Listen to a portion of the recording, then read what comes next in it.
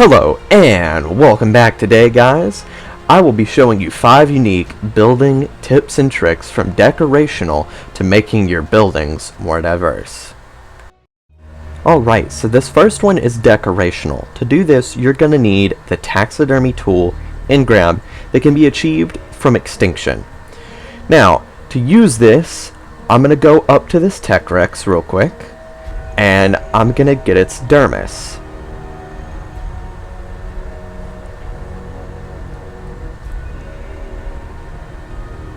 Now, with the dermis in my inventory, I am going to need a training dummy. Now, this can be pretty expensive early game, as you may not have a sickle to get the large amount of fiber that it requires.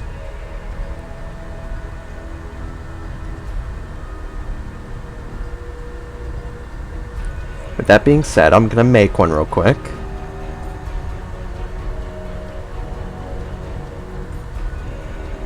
And there's what it costs, for anyone wondering.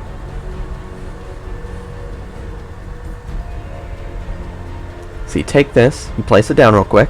Now this is a different model from the classic training dummy. I like it. It's a new revamped model. So you go ahead, you open up its inventory, you put the dermis inside of its inventory, you click on the dermis, scroll down, and replace the training dummy's dermis with it. Now you have a tiny diorama of whatever creature you have. With that, just like a taxidermy base, you can change the position that the creature is in, design-wise. So it's pretty diverse. It's got a lot of different opportunities for building. However, it does have like a weird hitbox. It's like a shrunken hitbox of whatever creature you're using. So it can be a little weird to place it inside of your base, but it's great for like around buildings or out in the yard. Like over here, I have some of the creatures that I have mutated over my past couple of years of single player. And now some flyers, like the snow owl, will have a rod through them. And then I have like the Giga and the Karka, but like Spino, my absolute favorite. But some fish will have a rod going through them. The donkey doesn't. I know that the Desmodus has a rod that goes through it, which is pretty weird, but it's just part of it. Some do, some don't. It can kind of ruin it, the look of it. So times when the creature does have a rod, I'll just use a taxidermy base. But yeah, this is a neat little trick to make your bases look more diverse, and you can also show off your favorite tames. In fact, some people make museums using these, but it's a cool little neat feature that not a lot of people know about.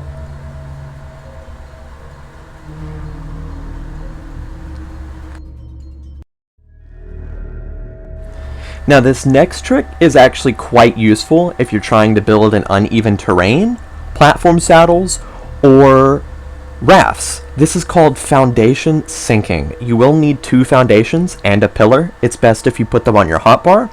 Now a lot of people do know this, but some people don't.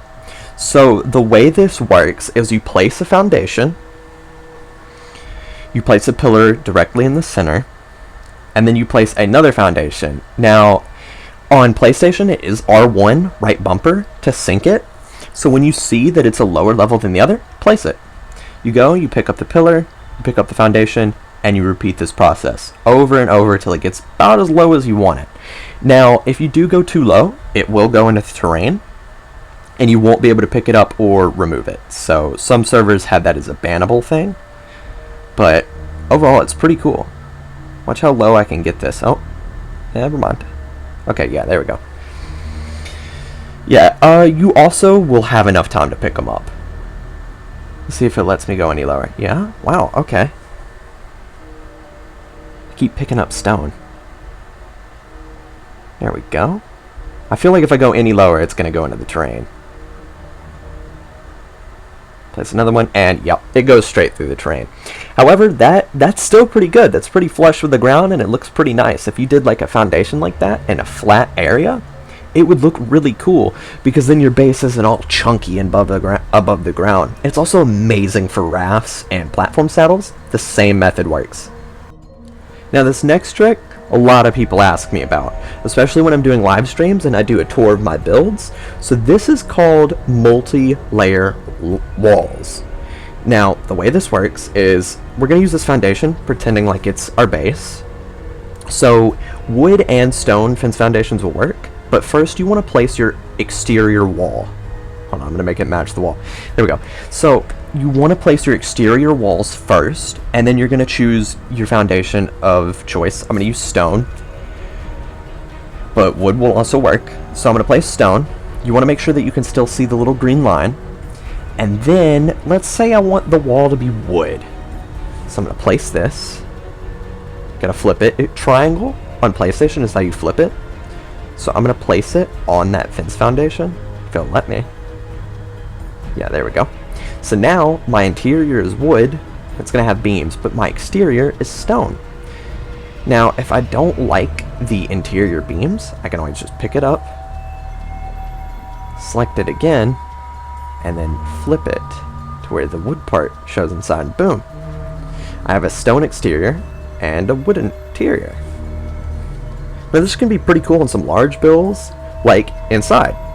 Like in here, I already have fence foundations from placing pillars, so like if I want the inside to look better and not repetitive, I can place stone. I could place stone inside. But see, I have them around each wall from placing pillars everywhere. So I take this, make sure it's flipped. Oh. It is easier if you place it on your hotbar, but flip it. There we go.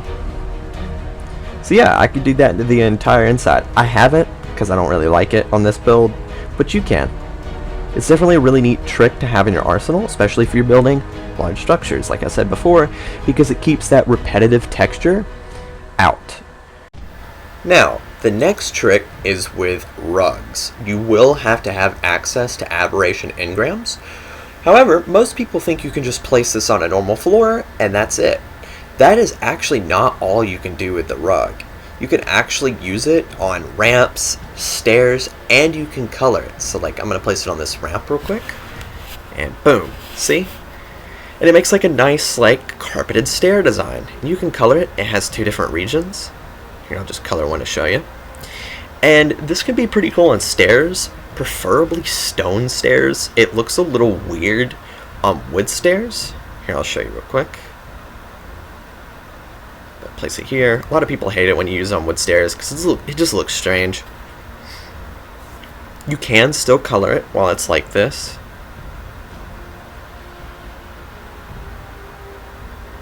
But I'm trying to change this to ramp because you can always just change the stair that it's on. Yeah, see? Now it is better, again, with stone. Metal doesn't look right at all, but you can still color it. The stairs won't override it. But yeah, that's what the rug can do. It's pretty diverse, actually. Now, this last one is lighting. Lighting in ARK has so many different uses. The first example is like these wall torches here. You can put angler gel and wall torches and standing torches to give off a different light source in case you still don't want to just use lamp posts. Like you can change the lighting from this orange and yellow to this nice bluish white. You can also do it, of course, like I said before, to standing torches. Now, you can also do another cool thing with wall torches is you can put them in trophy mounts. It works better with the dragon and manticore, but I'm going to just show you with this spider. So if you angle it right here in the spider's mouth, and then fill it up with some wood, or spark powder preferably, and light it, boom.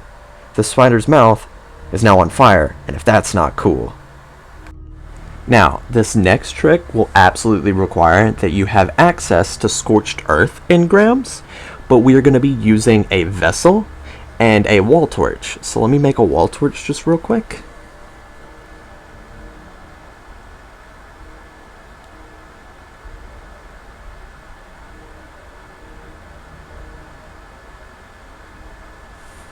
Now, with the wall torch and the vessel, so I'm going to go ahead and choose a spot where to put the vessel. I'll just put it right here. This is a good example spot. So select your wall torch, put it pretty low to the floor. Not all the way to the floor, but pretty low. Now, before you do anything, you need to make sure that you put a large amount of fuel in this wall torch, because you're not going to be able to access it afterwards. Spark powder, preferably. I'm going to use wood, just to show as an example, because I'm not going to leave it here, of course. Fill that up. Turn the torch on. And then I'm going to take my vessel and I'm going to line it up.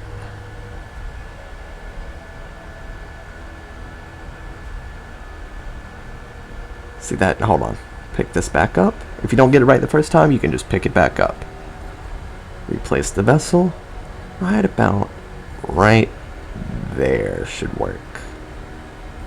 There we go. Yeah, see, now I have a flaming vessel. It also looks amazing on its own, and it's a pretty decent light source. It's also pretty good for outside builds, porches, and decks and stuff of that.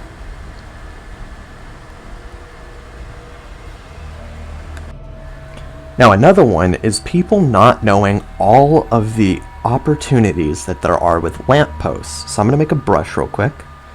Choose any dye of your choice. Make sure that you put the brush on your hotbar, as this will make it much easier. Select the dye that you want, and then go to the lamppost you want. So I'm going to go to this one over here. Hit it, and boom, green lighting. Now the problem is lampposts on their own are already kind of bright. Once you change the color, it can be absolutely blinding. Now something that I'm actually surprised a lot of ARK players don't know is that if you hold the turn off button and go to change light sensitivity, you can put it on medium and low. So see, medium's pretty okay. Changing it to low is perfect.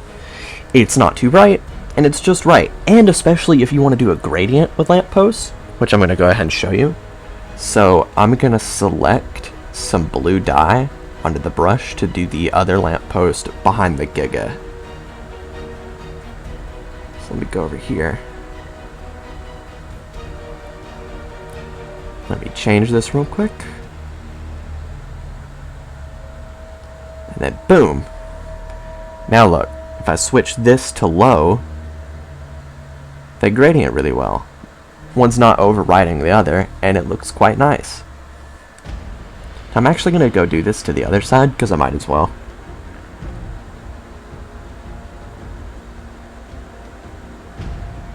But I was actually really surprised that a lot of people didn't know this. You can also do this to tech lights. Tech lights will work with this as well, and they're also like really cool to do this with because they go on ceilings, and if you turn them to low, they give this really nice lighting effect in rooms. Now I think this one is on medium, but I'm not going to reach up to it to dye it.